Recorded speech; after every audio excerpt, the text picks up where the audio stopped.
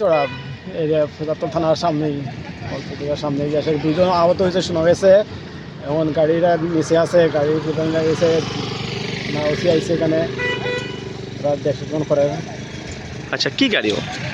Truck গাড়ি, 10 চাকা truck. 12 চাকার জানা গেছে যত। হ্যাঁ হ্যাঁ, 12 চাকা লরিটা। লরি। তো দুইজন মানুষ আহত হয়েছে। দুজন মানুষ আহত আছে, হসপিটাল আছে। আমরা জানতে পারছি কিছুক্ষণ আগে জেলার যিনি এসপি ম্যাডাম আছে উনিও ঘটনাস্থলে ছুটে এসেছেন, ওনারাও পরিদর্শন করে গেছেন, স্পট ভেরিফিকেশন করে গেছেন। তো আপনারা কি পথচারী? হ্যাঁ, আমরা প্রতি রাস্তায় দেখতে দাঁড়াইছি।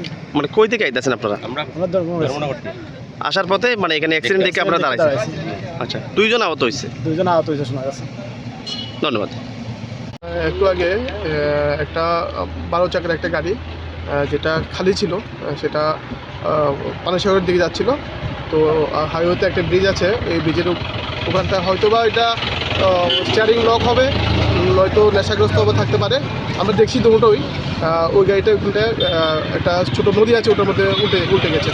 তো আমরা কোনো পাবলিক কেউ আহত হয়নি।